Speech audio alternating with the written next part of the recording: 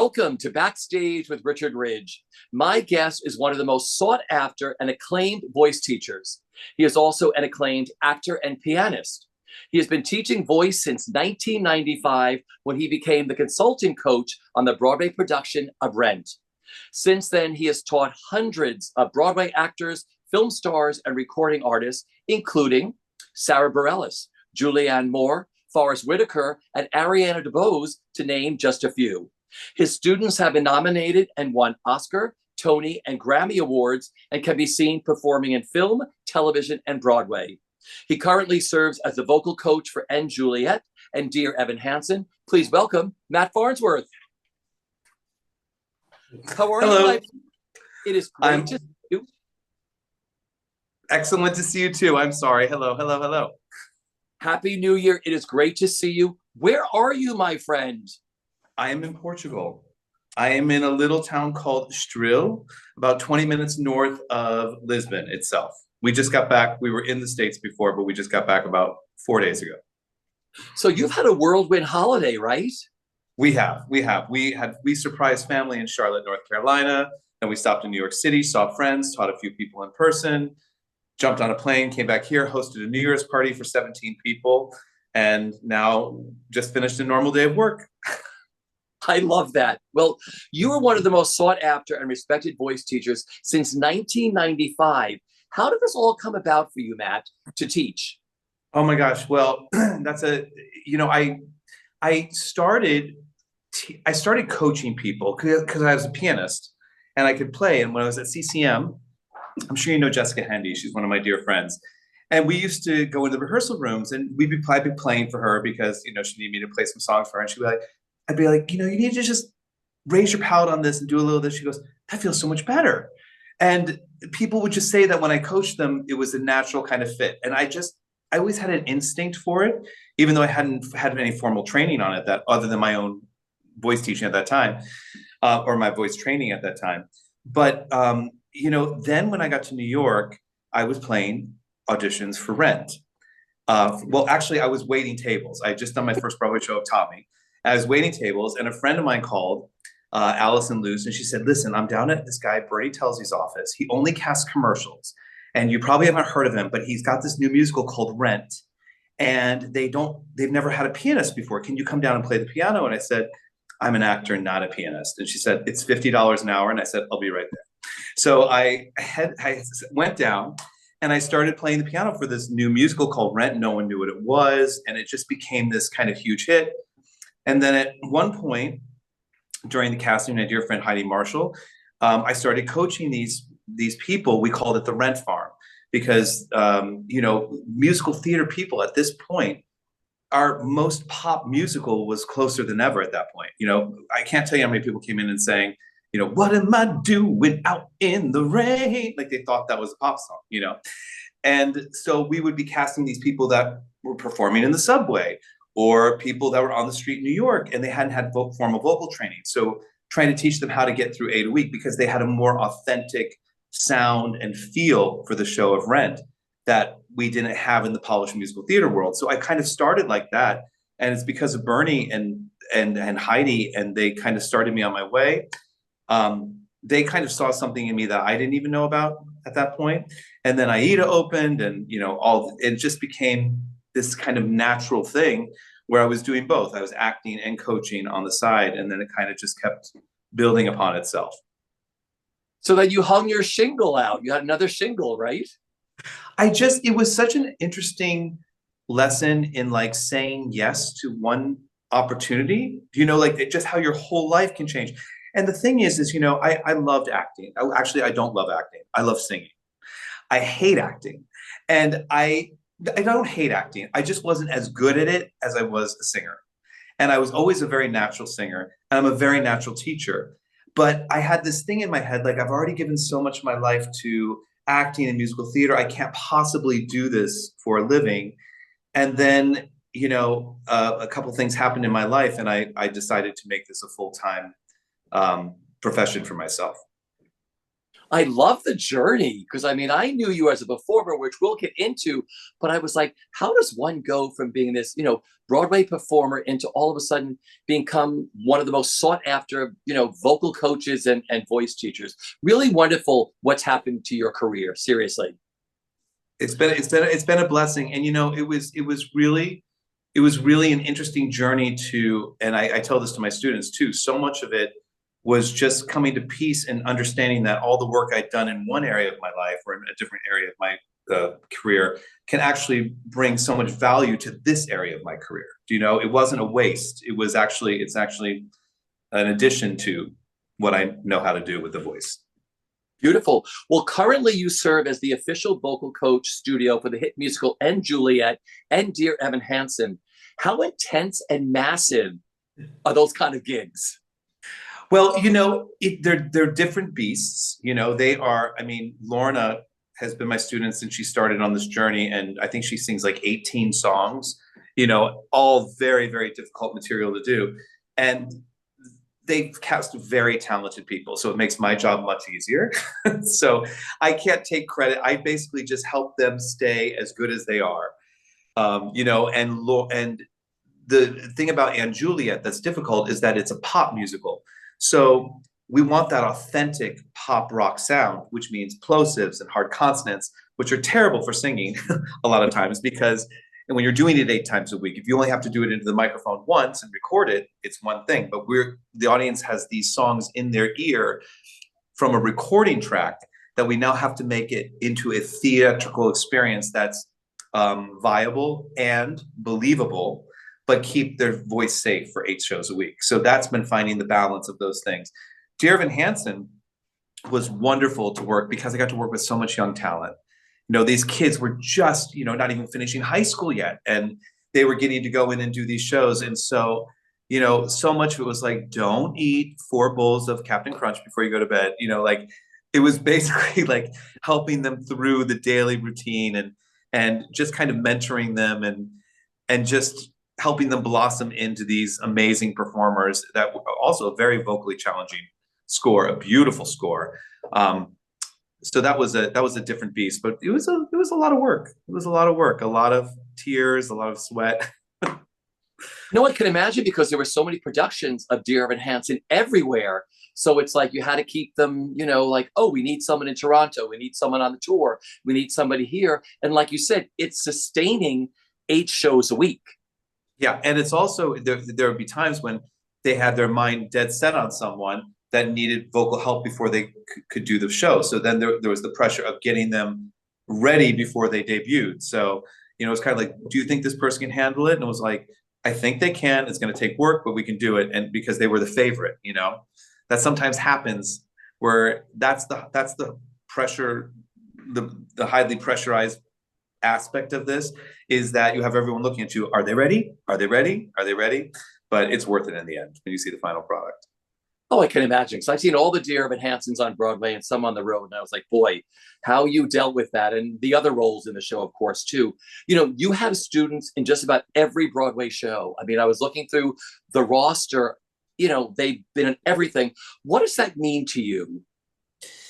It was funny when you were reading my bio when I started, I hear that and it doesn't really, the hour I'm with the client is what matters to me.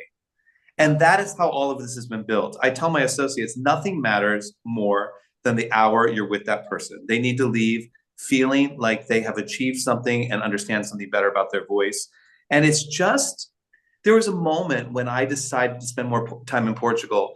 I was walking around New York and I walked by Phantom and Megan was in that one. And I had like the person, and it was a moment where when I came to New York, when I was, 14 years old, stayed at the Edison Hotel, Phantom was just opening, and Phantom had just gotten their closing notice. And I was looking at that theater and it was just like a full circle moment, of seeing my life and seeing how, what my contribution has been to our amazing community, a small one, but an important one, I feel, for myself at least. And to just see, it felt really like almost surreal.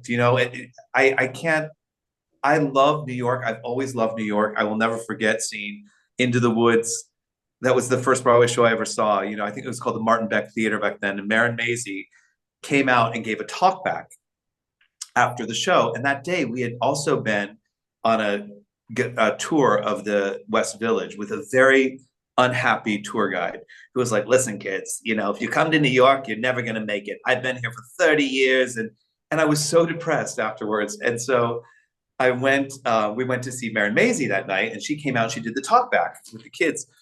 And I raised my hand and I said, do you think it's worth it, like coming to New York to be a performer? And she said, you know, if it's in your heart, not only should you do it, it's your responsibility to do it. And I thought, I'm going to listen to the lady who's doing it. I remember making that decision. And then full circle moment, however many years later, that was 1987. And then 2007, 30 years later, I was doing Curtains with Jason Daniely, understudying Jason. And I got to tell Marin the story. And it was on the same stage that I saw my first Broadway show. And that's when I decided to quit theater finally. I felt like that was the full circle for me. And I went to Mary Mitchell's Campbell's school in India, and I got my head together and I worked there for a month. And I became, you know, dedicated to being a full-time teacher and left acting behind. I love that. Talk about, you've had a few full circle moments, but it's when you can, especially in the theater or when you're doing something creative, to actually see them and acknowledge them and say, wow, I was here years ago and now I have students, you know, in this show now or whatever. Those are beautiful stories, Matt. Those are really great. You know, you have also one of the most beautifully designed websites that explains every wonderful thing that you do and offer. First of all, talk about your teaching staff. I mean, you have a wonderful staff that works with you. I do. My company and our company, Matt Farnsworth Vocal Studio, is my company. It's not me. It's like I teach, but first of all, my husband is amazing. He does all of the scheduling, the internet stuff. I don't even know how to work Instagram. People are like, did you see my message? I don't even know how to work it. I don't know anything about it. He does all of that.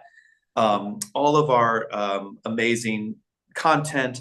My associates, Mike and Grace, they're my right and left hand. And we are, you know, we had it at one point, all my associates have been amazing. And throughout the years, but you know, people come and go and people decide to go a different direction. And it's all wonderful. You know, now that we're a little bit small, the company feels bigger, but we're actually smaller. I don't know how that's happened. But Mike and Grace and myself, it's a beautiful team. I learned from them just as much as they learned from me. We hold monthly, or actually bi-monthly meetings where they bring in a student. And we go around and we say, what would you do next? What would you do next? And that's a great learning piece for the student. And it's a great learning piece for us. And then we observe each other teach. And so it's a very open kind of concept of learning. And I think that has really, I never quit learning. You know, I always want to learn. I had a hip replacement. I learned so much about my body from that. There's just always an opportunity. Why is something happening for me instead of to me? You know, what's the lesson here? What am I supposed to learn here? And so that's kind of how we approach things. And we have a very holistic kind of approach with our teaching, where I believe it's, you know, mind, body, and spirit. I think that when someone is connected in all areas of themselves, when they walk into the room, you will feel that. You will really feel that. We're 80% water. So when someone walks in and they're relaxed and down, the other people in the room also relax and come down. I remember we would watch, I was playing auditions, and I think it was for the Three Musketeers. I was playing this audition, and Sutton came in, and she just was so, I mean, she didn't have like any makeup on. She just walked in and she was like so relaxed, and she, you know, was just like, good morning, guys. I just rolled out of bed. And everybody was like, like a breath of fresh air, because we could all relate to her. And I was just aware of how many people come in like trying to be perfect and wanting everyone to love them. And that it's not even that it's bad. It's just that tension then prevents us from relaxing in the room, you know, and then we don't get to hear the material or see your heart. And so much of the work I do with people is like, oh, if I sense that within them or within myself, it's like, have you considered yoga? Have you considered this? We do all different modalities, meditation.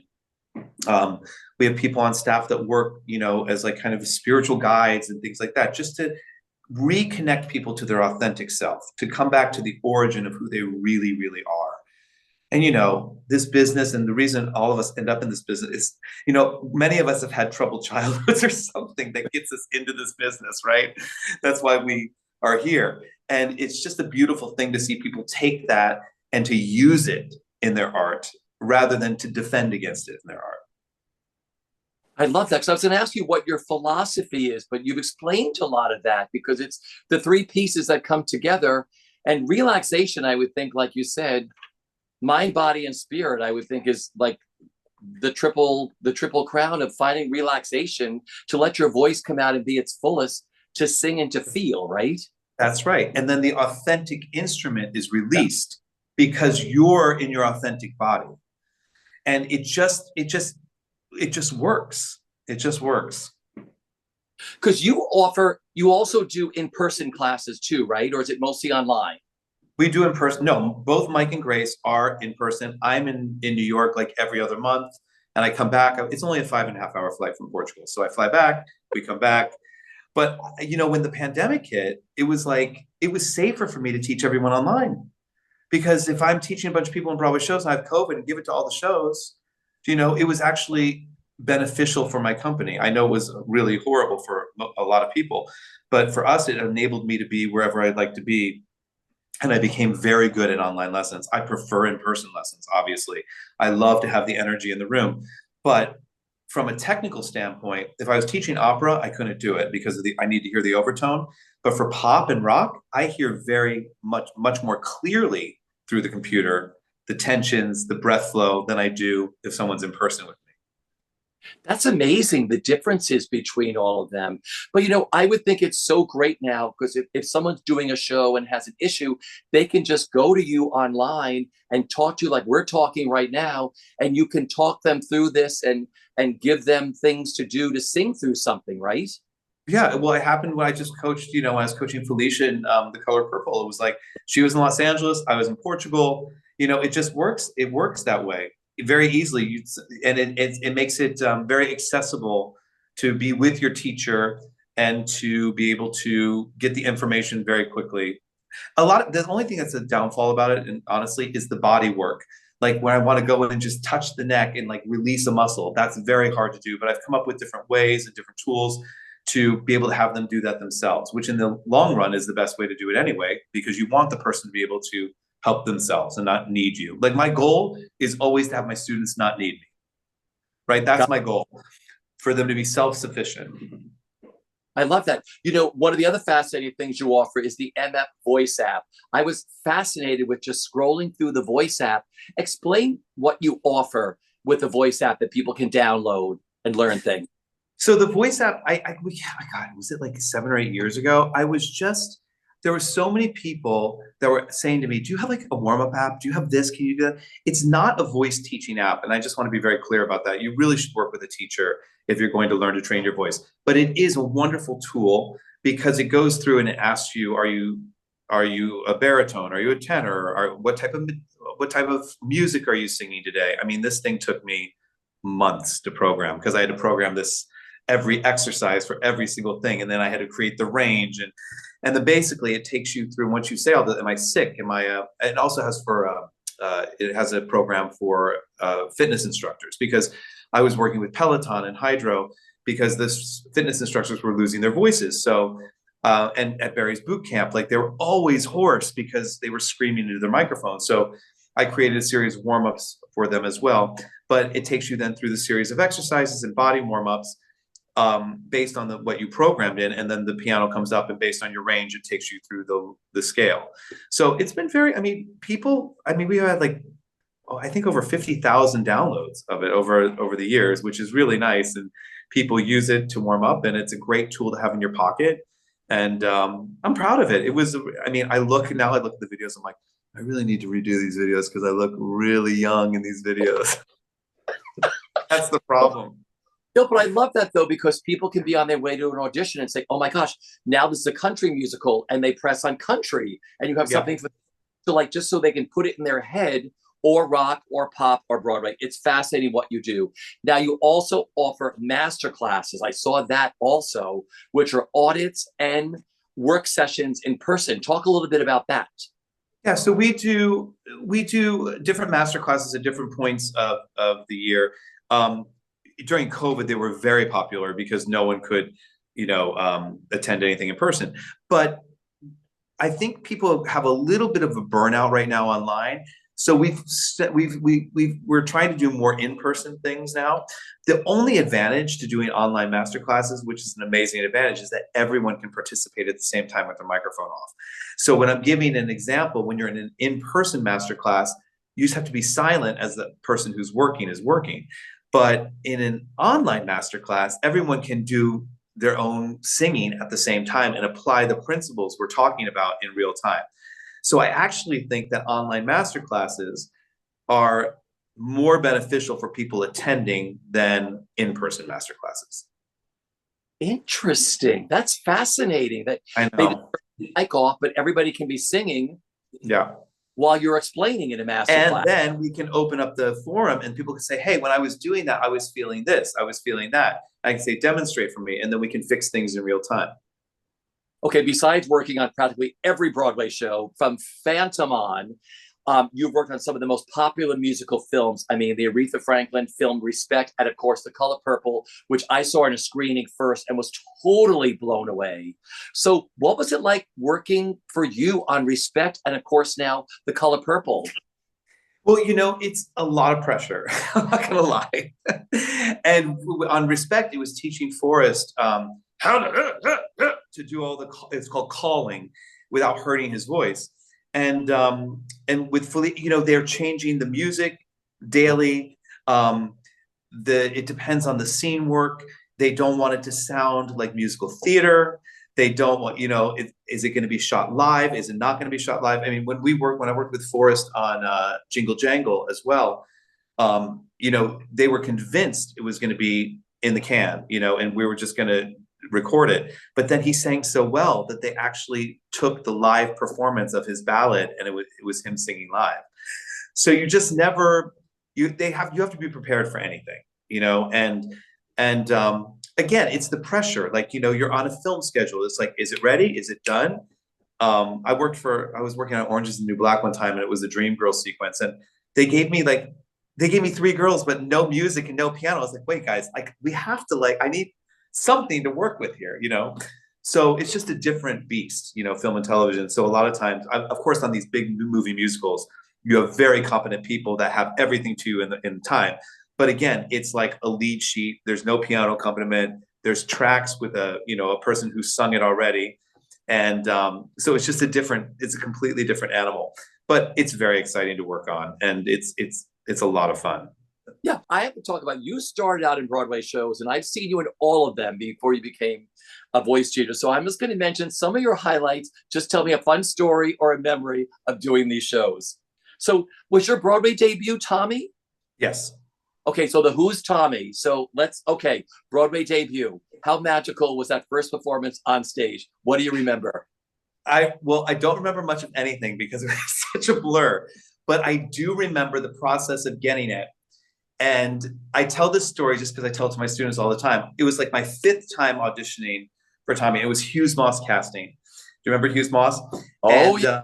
And I walked into, and they called my agent. And they said, listen, we love Matt. Have him walk in as the character and tell him not to talk after his audition. They would project the part. I was auditioning for the Captain Walker understudy, and they would love what I did. I'd be like, oh my God, and they'd be like, no. It would just be like, oh. And so that was one of the greatest lessons I ever learned. Like, walk into the room as the part. They want you to be the part, and just get out of there. And I finished the audition, and Des said to me, do you have a brother? And I said, yes. He goes, is he an actor? I said, no. He goes, damn, because we need 2 of you. You got the show. And he told me in the room. And then I had to walk outside and just pretend like everybody's like, what happened? What happened? I couldn't say anything, So that was a really fun story. And then Pete Townsend took me to dinner, which was really cool. He took the new cast members to dinner when we went to the show. All right. That's definitely a chapter for your book. That's incredible. Yeah. And that's funny that year because you guys went to St. James and Cheaters at the Broadhurst. Yeah, with exactly. all used to like carry on through windows. I remember all of that. I remember that whole time period. Wow. What fabulous memories from that. Okay. Cats. Cats was, I think I still have PTSD when I think about Cats, just because everybody does. I just, I'm a dancer. I danced, right? But I'm not like a dancer, right? And they just for some reason thought I could do it, and I could. But at the time, I wasn't making, let's say, the most healthy lifestyle choices. And at one point, I went out, and I tell this story a lot. Monk has that, the peaks and the pellicles everyone knows are proud and implacable, passionate foes. It's always the same where everyone goes. And it's like this patter song forever. And the first thing they tell you when you go into Cats is never hiss or scratch, because it's the most basic cat reaction or whatever. So I went into the show, and it was Rochelle Rack was there that night. I'll never forget. She was one of my best friends. She was standing, because we had just done Sunset Boulevard together. She was in the back row in standing room. And I was really nervous. And I went out, I was like, the peaks and the pellicles everyone knows are proud and implacable, passionate foes. It's always the same where everyone goes. And I started jumping around the stage like a special cat, not knowing any of the words, just looking at the other cast members like, please God help me. And they're all like licking their armpits. They don't know what the words are. And the accompaniment was just boom, boom, boom, boom, boom. And I'm looking in the garbage at the monitor, because it's all garbage around the theater. And the conductor's going, and I'm going, it was like 30 seconds. It felt like a lifetime, like an actor's worst nightmare. And I just saw Rochelle Rack's head go down behind just like she couldn't even look at me on the stage. I was just like, oh my God, I'm never going to live this down. People were very sweet. They're like, oh, it happens to everyone, but it was pretty bad. That's my cat story. Oh, that's a fabulous story. Okay. Thoroughly Modern Millie. Thoroughly Modern Millie. One of my favorite shows I ever got to do. I don't think we could do it anymore today. I think it's just the content would not be appropriate. But getting to work with Dick Scanlon and Michael Mayer, and of course Sutton, who was just a force of nature. I also tell this story a lot because it was one of my greatest learning moments of my career, that I was the cover for Trevor and for Jimmy. But I was mostly a Trevor cover. Like Jimmy was kind of like the secondary cover. And they were like, I'd had like one rehearsal for Jimmy, and they came up to up at like intermittent, or at, we were doing 2 shows that day. They said, Matt, you're on for Jimmy tonight. And I'm like, oh my God. And like Tom Hanks was coming to the show. Sutton had just won the Tony Award. And I'm like, oh my God, I'm going to suck. What am I going to do? What am I going to do? Like, I'd never done the pratfall. I'd never done anything. And Dick Scanlon called me in my dressing room. He goes, Matt, I hear you're going on tonight. I'm like, yep. And he said, and I thought he was going to be like, break a leg. You're going to be amazing. And he said, just remember one thing. And I said, what? He goes, it's not about you. And I was like, he was like, your job is to tell the story and to be of service to the piece. And that's why we hired you, because you can. And it freed me. And so I tell all my students when they walk into the audition, like, it's not about you. It's about you solving their problem and telling the story and using your talent that the universe gave you to be a vessel to tell the story and be of service. Don't make it about you. And I learned that from that man. And I tell him, he's so sick of hearing that story. Whenever I see him, I'm like, do you remember when you, and he's like, yes, Matt, I remember. I was like, that's the best piece of advice I ever got in my life. Wow, that is really great. So I'm sure your head's spinning out of control and you need someone to sort of say, it's not about you, it's about the piece. Go out there and play Jimmy. Yeah, because you're like, am I going to suck? Am I going to disappoint people? Are people going to like me? They're all ego-based questions instead of like, how can I serve? How can I be of service here? Okay, I have to ask you about the main production that you did for Goober and Gross. And I don't know if you have good memories, bad memories, fond memories of For Maine. who? Didn't you do Maine? Oh, yes, with Loretta Swit. Yeah, so I was going to ask you. It's on the Goober Gross circuit at Westbury Music Fair. And I said, oh my God, yes. So I said, oh my God. You were older Patrick, and I saw you at Westbury Music Fair, just so you know. Maine's one of my favorite shows. So I want to Mike's ask bright you. red. I'm bright red. I love that woman. She Okay. was so sweet. Hot Lips Hula, and we used to watch her on MASH when we were kids. And it was so fast. I think Norm Jorder directed that Yeah. production. Yeah, because he directed that whole circuit, and it was fast and furious. All I remember about that show is that my mom told me I looked fat in the costumes afterwards. Because she saw you in the round, right? Is that why? Yes, I was in the round. She was like, "You have to get different costumes, honey." Sheeta always said, you have to remember, Sheeta's my dearest friend. She said to me, she goes, in the round at Westbury, there's someone always looking at your ass in the So audience. true. So your mother was probably looking at your backside through the whole Probably entire, was. right? She was, yeah, she meant it with love. But I just remember that was my main memory of that. Because Mary Ellen Ashley, who's a friend of mine, was in that show Oh my too. God, yes, of course, of course. I just love your career. So my final question for you, you were one of the most sought after voice teachers, as is your vocal studio. What do you love the most about teaching? People. I love people, and I love actors, and I love nurturing talent. Don't get me wrong, I like working with movie stars, but really the my real joy is when I like Emily Cook. Do you know Emily? She's a student of mine. She came to me, she won the Young Arts competition. So I worked with her when she was like 16, and she kept my business card. I mean, she got out of Carnegie Mellon, she came to me. But we worked together, and I nurtured her, and she nurtured herself. And when I saw her get Elphaba for the first time, and like those are the moments that I'm just like, I love nurturing talent, do you know, and mentoring talent. That is my favorite part of what I do. I see shows now, and I love to sing, but I have no desire to I have no desire to work that hard again. Actually, that's the honest God truth. But my love is in helping people achieve their dreams and their goals and align themselves with themselves. And that is my greatest joy, honestly. I love that. Well, you've been a big inspiration for the winners of Next on Stage, of course, at Broadway World, which has become such a successful series that we started during COVID when high school and college kids had no outlet whatsoever. And you were part of that prize, which was, oh my gosh, a vocal lesson with Matt Farnsworth. What did you learn and what did you enjoy the most about? I was there for those 3 years. I loved these kids. I thought these kids were so talented. Amazing. So talented. And Well, watch them. what I love is like watching them and giving them like a small correction because they have so much talent. When someone's really talented, you give, just like when you're driving in lane traffic, you move the steering wheel this much and you're a whole different lane of traffic. That's very much how singing is. They're very tiny, tiny adjustments. And so what I love is just watching their faces light up when you give them, I mean, it's so easy. You give them one tiny little adjustment, like, oh my God, my life has changed. It's so cute. And just the enthusiasm. And what always warms my heart too is just to see that the theater continues to inspire and to touch the hearts of these kids, and that people are still interested in wanting to go into this art form. And it was just, I mean, it saved my life, this art form. Like this, I hid in the theater in high school because I didn't want to get beat up by the jocks. You know what I mean? Like theater has always been a safe haven for me. So I just am really happy to nurture it and like support it in any way I can. I love that. I have had such a good time talking to you. I cannot tell you.